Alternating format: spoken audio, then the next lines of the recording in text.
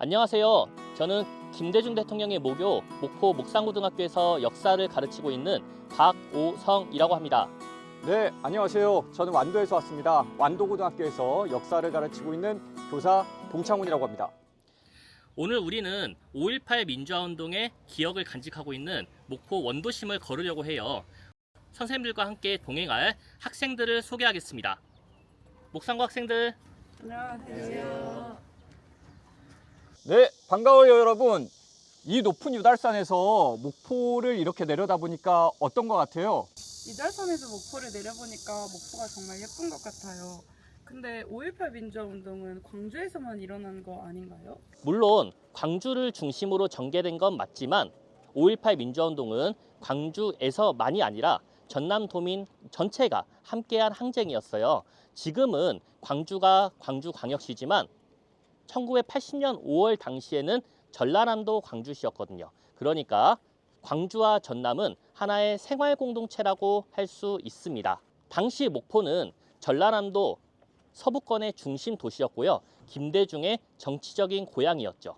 그리고 1970년대 박정희의 유신 독재에 맞서 항쟁한 민주화운동의 역사를 가지고 있는 곳이에요. 그래서 1980년 5월 21일 광주에서 계엄군의 집단 발포가 일어나자 목포 시민들도 바로 행동에 나섰던 겁니다. 목포에도 그런 역사적인 장소들이 남아있나요? 네, 전남에도 5.18 민주화운동 사적지로 지정된 곳이 5곳이나 있답니다. 이 5곳을 오늘 우리 목산고 학생들과 함께 거닐어 보고자 합니다. 여러분들 함께 해주실 거죠? 네. 여러분, 여기는 목포에서의 5.18 민주화운동이 있었던 옛 중앙교회 건물입니다. 지금은 오거리 문화센터라고 불리고 있어요. 지금 여기에서는 주로 시민들의 문화활동이나 아니면은 학생들의 동아리 활동을 위주로 하고 있는 곳이 바로 이 건물 되겠습니다.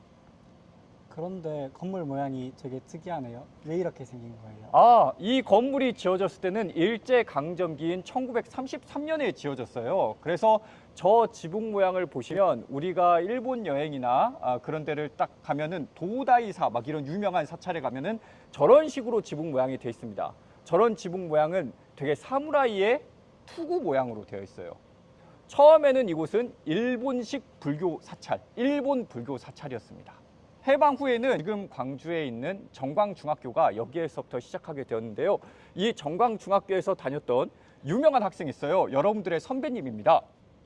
바로 무소유의 법정 스님이 이 학교를 다녔었어요. 법정 스님이요? 그럼 언제부터 교회가 된 거예요? 1960년대에 들어서면서 사찰이 교회로 바뀌었어요. 참 특이한 내력 있는 건물이죠. 그런데 이곳이 5.18과 어떤 관련이 있나요? 사실 이 목포 중앙교회는 1970년대부터 목포 민주화운동의 중심 공간이었어요. 개신교 분들을 중심으로 유신체제에 반대하는 시위가 활발하게 벌어졌던 곳이고요. 80년 5월 당시에는 목포 시민민주투쟁위원회, 줄여서 시민투 관계자들이 대책을 논의하고 의논하던 곳입니다. 어떤 분들이 활동하셨나요? 곧 가볼 동아약국의 안철 선생님이 바로 이곳 중앙교회의 장로셨어요. 안철 선생님은 목포 5.18의 중심 인물이기도 하고요. 그리고 이 건물은 1987년 6월 민주항쟁 때도 중심 공간으로 활용됐답니다. 와, 이런 건물에 그런 역사가 숨어 있었다니 정말 놀랍네요. 그럼 이제 안철 선생님이 실제로 살았던 동아약국으로 가볼까요? 네.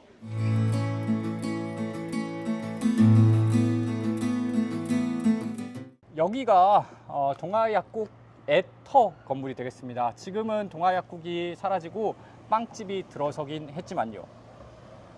그냥 빵집 같은데 여기가 약국이었다고요? 네, 맞습니다.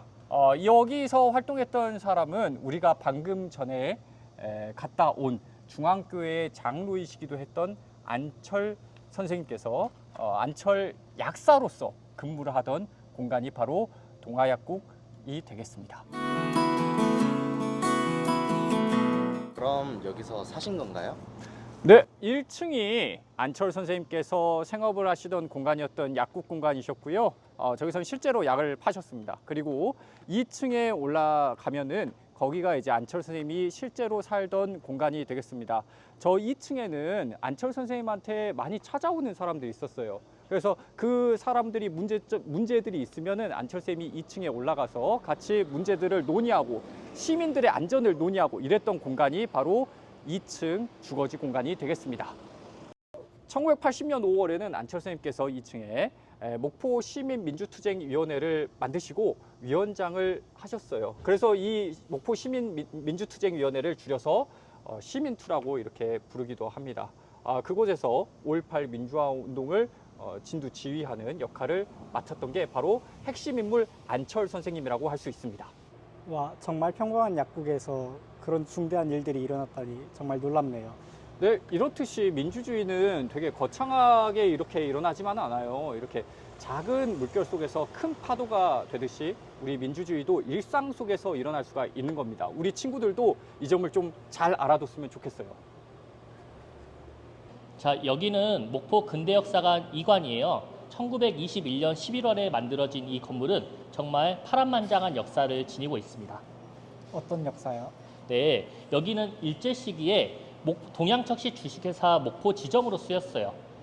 일제가 전라도의 쌀이나 물자 그리고 면화, 농산물들을 수탈하기 위해서 만든 기관이었죠. 그리고 해방 이후에는 제3해역사령부 헌병대가 들어섰고요. 특히 1980년 5월 당시 목포의 5월 항쟁을 이끈 민주화 인사들을 잡아 가두고 고문하던 공간이기도 했습니다. 정말 무서운 곳이었네요. 그러면 1층으로 내려가 볼까요? 1층에 있는 금고를 보시면 더욱 실감이 날 거예요. 자, 여기 보이는 이 큰 금고는 일제 시기 동양척시 주식회사 때 사용했던 금고예요. 그리고 헌병대 시절에는 이곳이 유치장으로 사용됐어요. 금고에 사람을 가뒀다고요? 네, 사람이 드나들 수 있을 정도로 정말 커다란 곳이었거든요. 정말 끔찍한 일이었죠. 이렇게 무거운 역사를 가진 곳을 봤으니까 이제 따뜻한 이야기가 있는 공간으로 가볼까요? 바로 옛 중앙공설시장인데요. 5.18 때 시민들이 서로 도우고 연대를 했던 곳입니다. 자, 가봅시다. 여기가 중앙공설시장 옛터예요. 지금은 트윈스타라는 높은 건물이 서 있지만요. 여기에 시장이 있었다고요? 네, 여기는 목포에서 가장 큰 시장이 있던 곳입니다. 그래서 큰 시장이라고 불렸던 곳이에요. 여기 쭉 보시면 중앙공설시장에도 5.18을 나타내는 원형 표지석이 서 있습니다. 여기서 어떤 일이 일어났나요? 여기 옛 중앙공설시장에서는요, 상인들이 여기에 이제 오는 시위대들한테 주먹밥이라든지 음료라든지 이런 것들을 나누었던 공간이에요. 우리가 광주 5.18 민주화 운동 하면은 공동체 정신을 이렇게 강조를 하는데, 목포에서도 이와 같이 상인들이 학생들이나 시위대들한테 나눴던 공동체 정신을 엿볼 수 있었던 공간이었습니다. 목포역이 주 시위 공간이다 보니까 이쪽 가까운 중앙공설시장에 와서 잠깐 휴식을 할 수 있었던 공간이기도 해요. 우와, 그럼 상인분들도 직접 도와주셨던 거군요. 네, 맞아요. 목포에서의 5월 공동체 정신이 돋보였던 곳이 바로 이곳이라고 할 수 있습니다. 그럼 이제 여러분들 목포 5.18 민주화 운동의 심장부였던 목포역으로 우리 함께 이동해 볼까요? 네, 이동해 봅시다. 자, 여러분, 드디어 목포역 광장이에요. 바로 여기가 1980년 5월 목포 5.18의 시작과 끝을 함께했던 공간입니다. 5월 21일 오후 2시 15분 전남도청에서 일어난 발포 사건 직후 광주 시위대들 120명이 버스 4대에 나눠 타고 이곳 목포역 광장에 도착했어요. 그래서 어떻게 됐어요? 네, 목포 시민들이 와르르 몰려들었죠. 그리고 광주에서의 참상을 접하고 정말 분노했습니다. 그래서 그 이후에 신군부 물러가라, 계엄령 철폐하라, 김대중 석방하라와 같은 구호를 외치면서 목포 항쟁이 시작됐던 겁니다. 네, 그리고 5월 22일부터는 조직적인 항쟁이 전개되는데요. 목포 시민민주투쟁위원회, 약칭 시민투라는 조직이 안철 선생님을 중심으로 결성되어서 이곳 목포역 2층에 사무실이 차려집니다.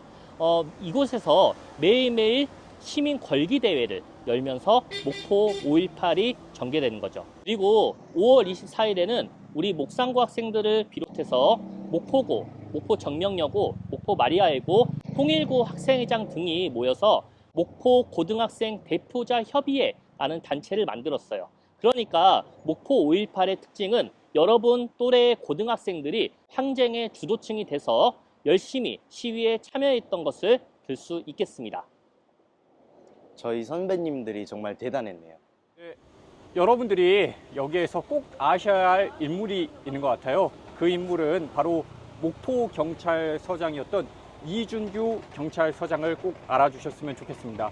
이준규 경찰서장은 이렇게 목포역에서 시위가 거세지고 있었던 이런 와중에도 불구하고 목포 시민들에게는 절대로 발포를 해서는 안 된다라고 이렇게 명령을 내렸어요.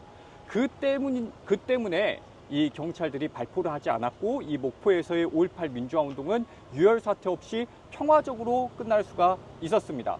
하지만 이 이준규 목포 경찰서장은 그런 명령을 내린 이유 때문에 신군부에게 붙잡히게 돼요. 파면을 당하시고 이제 보안사로 끌려가서 그리고 고문을 당하시게 됩니다. 그리고 그 고문 후유증으로 결국에는 목숨을 잃기까지 했던 분이 바로 이준규 목포 경찰서장 되겠습니다. 그리고 또 한 명 여러분들이 알아주셨으면 좋겠는 사람이 있는데요. 그분은 이 박진홍 청년이 되겠습니다. 이 박진홍 청년은 목포 출신임에도 불구하고 광주로 올라가서 광주 5.18 민주화 운동에 투신을 했던 사람이 바로 박진홍 청년이에요. 목포 사람이 광주에 가서 싸우셨다고요? 네, 당시 20대 초반에 표구점 직원이었던 박진홍 열사는 이곳 목포역 광장에서 시위에 참여하다가 광주로 가서 시민군이 되셨어요. 그리고 5월 27일 새벽 전남도청에 끝까지 남아 항쟁한 15분 중에 한 분이기도 합니다. 그러니까 박진웅 열사의 존재 자체는 5.18이 광주만의 항쟁이 아니라 우리 목포를 비롯한 전남 도민 전체가 참여한 항쟁이라는 것을 보여주는 증거라고 할 수 있어요. 5월 27일 광주에서 광주 전남도청이 진압된 그날 오전에도 목포에서는 마지막 시민 결기대회가 열렸어요. 무려 2만 명이 모여서 우리 결의와 세계 자유민에게 보내는 목포 시민 결의문을 채택하기도 했답니다. 정말 감동적이네요. 그래서 이 목포의 5.18 민주화 운동의 심장부와도 같다고 이렇게 표현되는 곳이 바로 이 목포역이 되겠습니다. 목포 5.18 민주화 운동의 시작과 끝을 모두 함께한 곳이 이곳이거든요. 그리고 이곳에서 보여줬던 목포 시민들의 희생, 용기, 그리고 연대 이런 모든 것들을 보여줌으로써 현재 우리가 이룩하고 있는 민주주의의 초석이 됐다고 이렇게도 표현할 수가 있을 거라고 생각합니다. 자, 여러분, 오늘 우리가 함께 걸어본 목포는 어땠나요? 완전히 달라 보여요. 목포는 원래 여행 오는 곳인 줄만 알았는데 이렇게 깊은 이야기들이 숨겨져 있는 줄 몰랐어요. 중앙교회, 동아약국, 근대역사관, 중앙공설시장, 그리고 목포역까지 이렇게 이 5곳에서 1980년 5월 목포 시민들은 민주주의를 위해서 일어났습니다. 안철 선생님, 이준규 서장님, 박진홍 열사님 모두 정말 용감한 분들이셨어요. 1980년 5월 이 목포에서 시민들이 보여준 연대와 희생을 여러분들은 잊지 마세요. 그날의 기억을 이어가는 우리가 진정한 민주시민입니다.